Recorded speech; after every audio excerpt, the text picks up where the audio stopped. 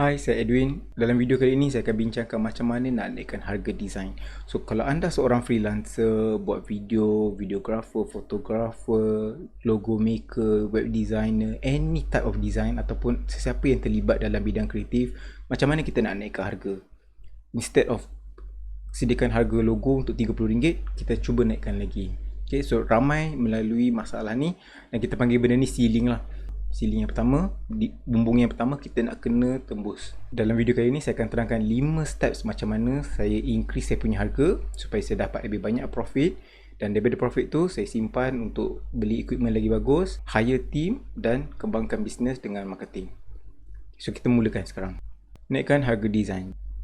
Kenapa susah sangat naik je lah harga? RM50 sebelum ni, RM500. Bunyi macam senang kan, tapi bila kita nak buat rasa berat hati sebab takut nanti tak ada orang nak. Okay, so pada penghujung video ni saya akan terangkan macam mana ada orang boleh charge RM200,000 untuk logo dan orang tu sanggup bayar RM200,000. Okay, kita mulakan dengan 5P. Ini adalah proses saya sendiri yang saya lalui dan saya rasa boleh membawa manfaat kepada orang lain lah. So first P adalah percaya. Kita kena percaya pada diri sendiri yang kita dah cukup. Okay, apa yang kita dah belajar, Photoshop ke, AI ke, Premiere ke, AE ke, apa-apa tools yang kita dah tahu, kita dah cukup. Kalau tak cukup, cari lagi. Tapi saya lebih suka kalau kita ambil projek yang susah nak deliver tapi revenue lagi tinggi. So dalam proses tu kita boleh belajar macam mana nak kembangkan bisnes kita lagi, macam mana kita nak kembangkan diri kita, macam mana kita nak kembangkan skill kita. So sebagai freelancer jangan rasa kerdil kalau tiba-tiba ada company besar approach nak buat website. Dia company besar, mungkin revenue dia dalam 400,000, 500,000 setahun, tapi kita rasa takut.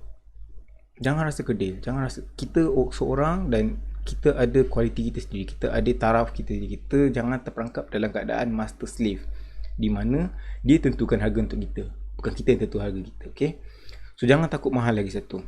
Ramai orang kat luar sana bila nak jual mahal dia takut sebab nanti jadi riba lah, jadi orang tak nak lah.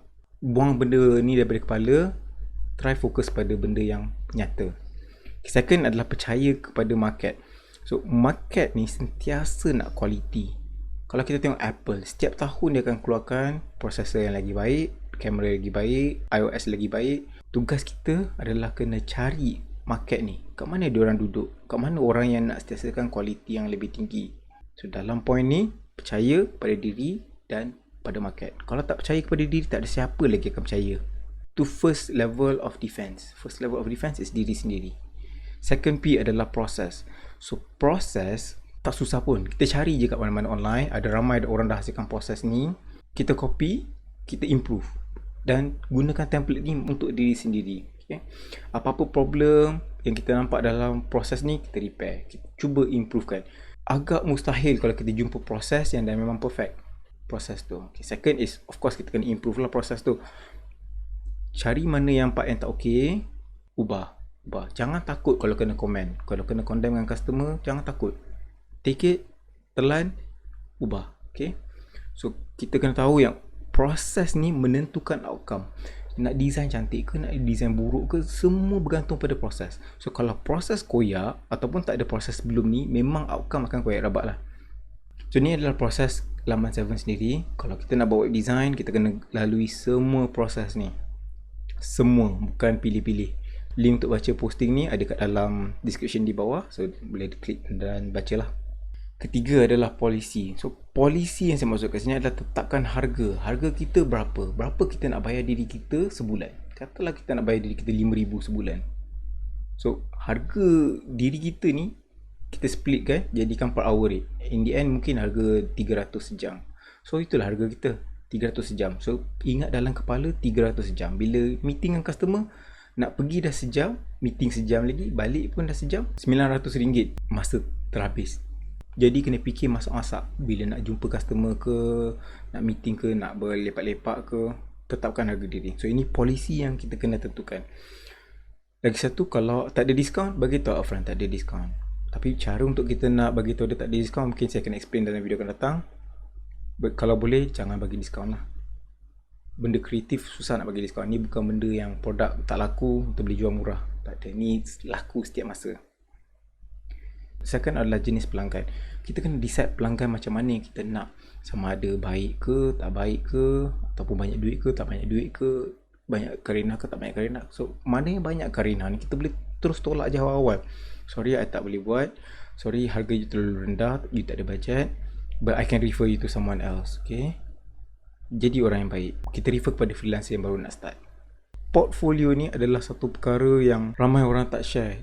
Bila kita follow designer, share benda mengarut-mengarut. So cuba share benda yang baik. Cuba share portfolio sendiri. Tak kisahlah buruk ke.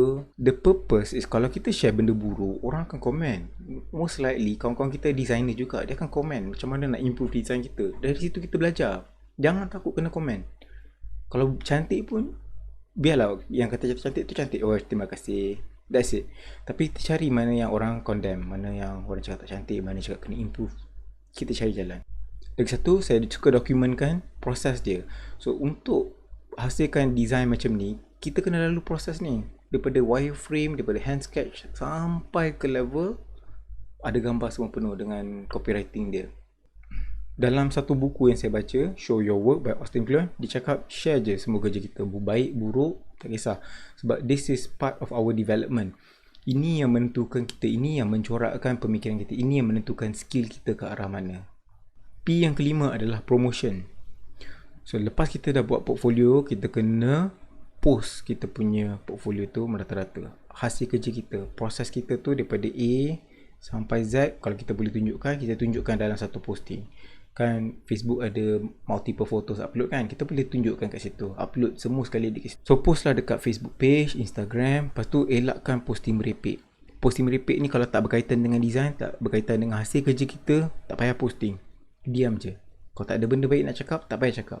Tujuan dia adalah untuk kita nak remain fokus. Kita nak tunjuk kat orang yang kita ni bukanlah kerja setiap masa, tapi kerja kita fokus, kita buat ini je. Kalau kau nak cari apa benda lain, cari kat orang lain. Tapi kalau yang bahagian ini, cari aku. So kita nak macam tu. Biar kawan-kawan kita tahu apa yang kita buat. Sebab dia mesti ada kawan-kawan dia nak buat benda yang kita nak buat. Ataupun benda yang kita mahir. Okay, so rajin share. Kalau ada posting yang membantu kita untuk mengembangkan otak kita, mengembangkan skill kita, share benda tu. Tujuan dia adalah supaya kita lebih niche dan lebih fokus kepada benda yang kita nak. Kebanyakan orang bila dia buat portfolio, dia suka simpan dalam Google Drive dia, dalam Dropbox, dalam Thumb Drive. Siapa nak tengok benda tu? So you kena upload benda ni kat Behance ke, dekat website sendiri ke, kat Instagram, kat Facebook. Make sure you upload banyak-banyak. Dan ini cara untuk kita nak kembangkan circle kita, nak kembangkan reach kita. Dan kalau ada orang nak, dia mesti tag kita ataupun dia akan PM kita, tanya kita macam mana. So instead of you just resharing kerja orang lain, share dia kerja dia sendiri. Jangan takut. Percaya dia sendiri cukup dulu. Kalau tak cukup, kita improve. Tapi cara nak improve tu kena ada orang lain, kena ada feedback daripada orang lain. Itu saja. Mula-mula kita kena percaya kepada diri sendiri, and then proses kena tentukan macam mana kita nak buat dan apa kita nak follow, berapakah harga kita, apakah jenis customer yang kita nak attract. Kemudian kita buat portfolio. Setiap kali habis job, masukkan dalam portfolio dan share. Bukan simpan dalam Google Drive je. Last kali, promote. Whatever you've done, Facebook page ada, Instagram ada, share kat situ. Case study kita kali ni adalah RHB, di mana logo dia berbentuk macam ni dulu. So sekarang macam ni. Pada mata orang yang tak pernah buat design, dia akan tengok, Allah, simpelnya, ubah curve-curve ni je pun dah 200,000. Gila, tak masuk akal. So banyak orang macam tu, dia fokus kepada outcome. Kita kena fokus kepada proses. Kita tak tahu apa benda yang berlaku belakang tabir ni. Apa proses yang dilalui. Mungkin dia dah naik banyak tangga. Dia jumpa ramai orang daripada bawah sampai atas. Approval dia berubah-ubah. Kejap orang ni cakap okey, kejap ni tak okey. Projek ni berharga 200,000 sebab nak tukar logo ni je 2 tahun dia diperlukan masa. Macam ni kalau kita dah naik harga tapi tiada yang mahu. Ni susah sikit nak explain. The best way is just to walk away. Bagi tahu dia, sorry you tak meet my harga. Ni harga I. Budget you tak menentukan. Sama ada you naikkan budget you atau I boleh refer you kat orang lain. Itu saja cara dia. So in the future maybe I akan share macam mana nak close sale untuk kreatif, dan maybe berkesan, maybe tak berkesan, tapi at least kita approach something dalam keadaan berproses. So kalau tak baik, potong. Mana yang okay, kita follow. Yang penting kita ada proses. So itu saja video kali ini. Saya berharap sangat kalau ada kawan-kawan designer yang still charge pada harga rendah, share kat dia, tag nama dia, share dalam group WhatsApp, Telegram, whatever. Kita sebagai designer, kita kena jaga kawan-kawan kita. Kita tak nak tengok orang yang 2-3 tahun dalam bisnes, lepas tu dia tutup, lepas tu buat bisnes lain. Sebenarnya dia bukan lose focus, dia just rasa yang market tu terlalu rendah, tak ada kualiti sangat untuk dia. Okay. So itu saja daripada saya. Sekian. Assalamualaikum.